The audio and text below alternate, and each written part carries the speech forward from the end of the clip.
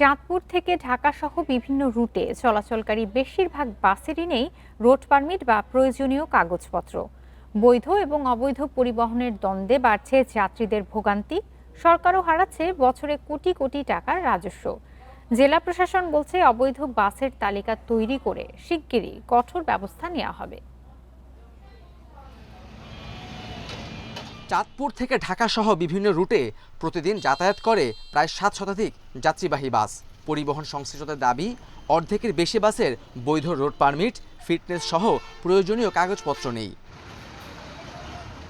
অভিযোগ রয়েছে 10 থেকে 12টি বাসের অনুমোদন নিয়ে অনেক পরিবহন 40 থেকে 50টি বাস চালাচ্ছে। ফলে বৈধ অবৈধ পরিবহনের দ্বন্দ্বে ব্যাহত হচ্ছে ঢাকা চাঁদপুর ও হাজীগঞ্জ কচুয়া গৌরীপুর ঢাকা রুটে বাস চলাচল।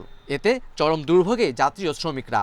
এগুলো আছে, ওগুলো আমরা আবেদন করা আছে আর কি, দিচ্ছে মানে ওই যে টার্মিনাল বা রাস্তা সংস্করণ করলে টার্মিনালে পরবর্তীতে গাড়ি কাগজগুলো হয় আস্তে আস্তে দিবে। সরকার ইনকাম ট্যাক্স দিয়ে যাচ্ছি, অথচ আমরা রোড পারমিট পাচ্ছি না।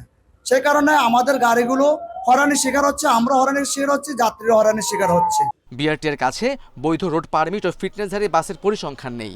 তবে জেলা প্রশাসনের বিশেষ অনুমোদনে মাত্র 34টি বাস চলাচলের তথ্য রয়েছে। সংশ্লিষ্টদের অভিযোগ, নজরদারির অভাবেই অবৈধ বাস চলাচল করছে। যে ধরনের গাড়িগুলো চলে তাদের কোনো রোড পারমিট নাই।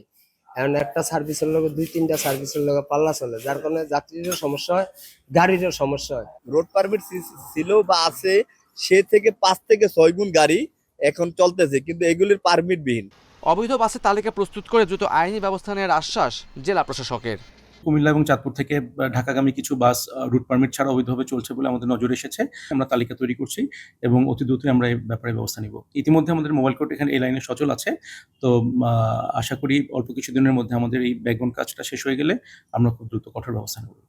আইন অনুযায়ী যাত্রীবাহী বাসে রোড পারমিট, ফিটনেস ও অন্যান্য ফি বাবদ প্রতি বছর সরকারকে প্রায় 40 থেকে 50 হাজার টাকা দিতে হয়। অবৈধ বাসের কারণে শুধু চাঁদপুরেই বছরে প্রায় 3 থেকে 4 কোটি টাকা রাজস্ব ক্ষতি হয়। Independent news.